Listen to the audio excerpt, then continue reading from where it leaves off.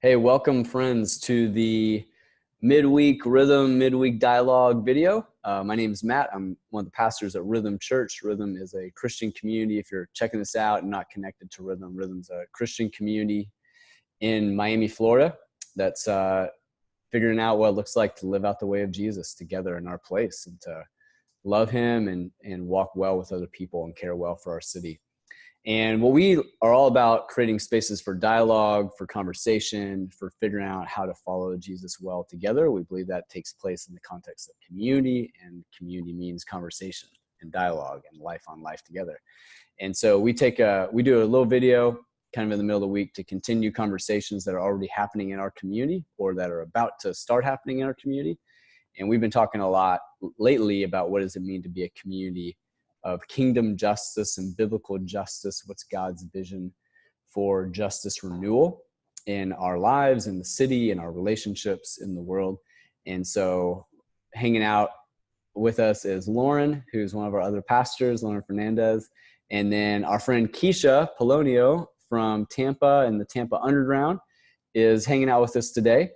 And she's actually going to be coming down this coming weekend to preach at Rhythm on Sunday morning, but also to lead a workshop on starting justice initiatives. That's on Saturday, May 18th, this coming Saturday. And there's still room to sign up for that. You can go to Rhythm's website to sign up and to register for that time. We'd love for you to come hang out with us on this Saturday.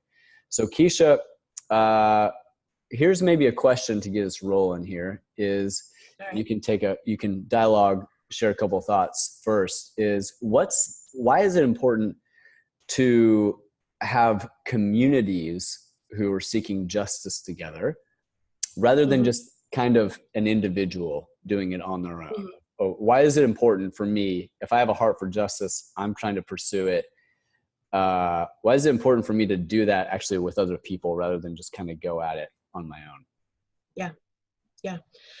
The first thing that came to mind, the image I have is in Ephesians 6, where Paul is calling out to the church to armor up, right? To have their breastplate of righteousness and all the stuff, cover your feet, cover this, because we're fighting against principalities and against powers in the dark world. And so I think about that, right? To stand firm, the belt of truth and all that stuff. I think about all of that armor that is put on, and all of it is front facing. All of it protects here. Nothing protects your back. And I think there's this small little window in, if we read that passage individually, like, okay, let me armor up. I'm about to go fight this injustice that I feel like God is calling me to do, to go help trafficking victims, to work with people that are struggling with homelessness, to fight white supremacy, whatever it is. I'm gonna go, and I armor up. There's a small little fact there that your back is exposed, and I think community actually watches your back. So my question to be is, like, if you want to go and fight injustice, who has your back? Because there's a formation of other soldiers who you link arms with, who are looking around, because you're not going to be able to see everything. You're not going to be able to fight everything, but there's this image that I can see in my mind's eye of soldiers, other soldiers like you, like me, that are fully armored, that are fully ready with the sword and to fight the thing that God has called them to do, but that there's this strength in this formation that we have each other's backs. And so I guess the easiest response, the easiest answer is we do it together because we need to have each other's backs. And it will be hard. You will be fighting things that you never thought you would be fighting. You think it's this one thing, and then your whole life is messed up, and you feel the attack in your family, you feel the attack in your personal insecurities, you feel all of that. And man, God has gifted us with an army, not to just fight, but also like surround us, protect us. When we get weary, that army can come in front of us. And as we get time to like heal and be restored. And I just think, man, who has your back? You can't go out there and do this by yourself. And so if we listen to Paul's kind of call to armor up and to fight the darkness in our world, we do that together. Yeah, that's good. What would you add to kind of this dialogue, Lauren? What are some thoughts that are coming up in you? Yeah, that was really good, Keisha. That was really powerful imagery. And it reminded me of my own journey into walking with people who are on the margins and learning about how to engage, you know, the evil in our world. And I think I can remember coming back as a college student. I was part of an varsity at the University of South Florida in Tampa, like Keisha. And I remember coming back from Urbana, which is it's the largest missions conference in the United States for college students. And, a lot of, kind of intense seminars and talks from, people who are, have been living out justice, in these really powerful ways. So I remember coming back from Urbana in 2006 and just feeling really like I just need to like find someone to serve. And I remember I ended up befriending this homeless couple, but what happened was that I had no one else to help me care for them. And I was like, who do I like what other college student can help me care for them? And like, as a college student, like, what can I really do? Like, my time is limited. I'm on campus. I, help lead a Bible study. I go to class. I work part-time. I do all these things. And eventually, I think I just really realized I'm really limited, and like caring for these people together, like they have a huge, they've had a lot of injustice in their own lives that's led them to homelessness. And, and then eventually seeing, that it was so much better for to care for folks who were going through something like as huge as homelessness. Like, it was better with the community around me, because it was like, well, when I'm tired and I need to go rest, I can trust that, one of my friends is going to come and care for them, or someone who's more gifted in a way that I'm not can step in and, maybe have a hard conversation with them that I can't, or has access to a resource that I don't for them, or just is knowledgeable about something that I'm not. So I think that I've realized there's just so much ineffectiveness, if we give into this individualistic, kind of mindset of like caring for people or engaging issues of injustice ourselves. We're just not going to be as effective, or, really we're doing more harm than help for people.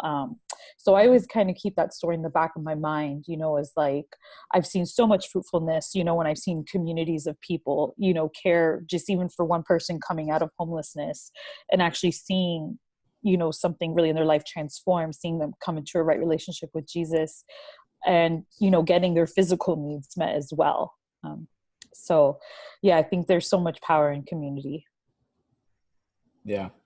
One of the images that comes to my mind is like another kind of analogy, metaphor that Paul uses to describe the church is of a body, right? So the church is of a body. It's made up of all these different parts.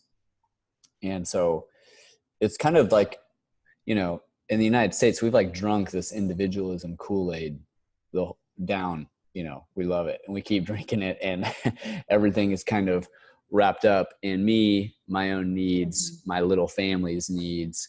It's all about, protecting my own little world here, my own desires, my own schedule, my own comforts, all these things. And it's no surprise that we're experiencing a loneliness epidemic at the same time that we continue to isolate ourselves. So we don't even have to go to the grocery store anymore to get groceries. We can get them delivered to our home. And so we're so isolated. We've chosen this path kind of as a culture.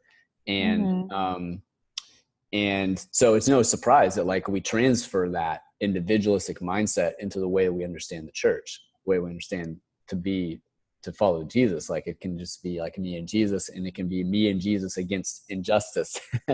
And it's just kind of this mindset or understanding that's completely foreign to Paul, completely foreign to any of the scriptures. There's like practical issues, which we've talked about. Like, it probably just doesn't really work very well. You're not going to have people protecting your back. You're not going to have people caring for you. You're going to be isolated. But also theologically, it's pretty messed up. It's got pretty big biblical problems that aren't very in line kind of with what we see, what it means just to be the church, just to work together, and teamwork makes the dream work. Mhm. Yes. So yeah. Yeah. Keisha, why should we come hang with you on Saturday morning? Well, I love you guys. So that's one, there'll be a lot of love there. You guys are my favorite. I mean, nothing against neighborhood community church. Is that I don't know them yet, but I bet I will love them after. Yes. Um, Oh but yeah. I think that we feel like kin. So there's like a brotherhood, sisterhood relationship that I feel like I have with you guys. You guys are also trying to figure out, where's God calling me? What I know that I feel like God is birthing some kind of dream in me, and I'm not sure what to do next. So that's been a question that we have wrestled with for the last 15 years here in Tampa. And some of the things that I'll be going through is actual results from a study that a group called Thrivent in Minnesota actually did a study on a bunch of our leaders to try to figure out what are the key points for someone who wants to start something, what things need to be put in place. And as they continue to go through this journey, and what are the things that need to be put in place to sustain the work that God has placed for them. And so I'm going to be sharing a little bit of like actual research facts that everybody told their story. I want to say it was about 50 leaders here in our community. Everybody shared their story about what it's been to like start an initiative, start a microchurch, start a missional community. And these 7 things were the things that everybody said across the board. And I think it's really intriguing to see on paper, but then I'll bring a couple of stories to actually bring those like ideas off the page into your face. And from my own experience too, because, you know, there's been times where I've felt like I had a dream and I was just like, I don't know. And if you're not like super apostolic, I'm not. So for all the non-apostolic people that are like, I'll leave that to Lauren, let her go do her thing. She'll invite me to it and I'll say yes. This is for you too, because I think if you're not super apostolic, sometimes you kind of feel out of place in these like missional kind of start something conversations, because it doesn't come as quickly. And that's okay. For someone who like apostolic is low on my chart, that's okay. And so I think God meets us in the ways that he's uniquely created us. And so I'm just really praying that people will hear a word from the Lord, to be honest. I have a lot of stuff, but the prayer that I have is that people will engage with the Spirit of God and that they will come leaving with something that they heard from him. So, yeah. Wow. Yeah. No, and I'm not apostolic really at all. I don't feel it. It's probably just because I'm an Enneagram type 2. And so I just see a need and I'm like, I have to respond to that need, you know, but I think that's really healthy, you know, because the people who are like, want to respond to every need in the world and every injustice learn like, I need to invite other people into that with me. Like, it doesn't have to be all on me. Like, I need others to help me. Yeah. That's good stuff. Well, there's still room to register. We'd love to meet you if you are a part of another community or ministry in Miami, or if you have a heart for justice, or if you're disillusioned with the church and disillusioned by maybe a lack of a pursuit of justice that you've experienced in your own life or you've seen in the church. We'd love for you to be a part of this time and love to hang with you and meet you and encourage you and just walk together. So go to Rhythm's website to learn more and to register. That's at rhythmmiami.com, rhythmmiami with 2 M's.com. And we'll talk to you later. Bye-bye. Bye.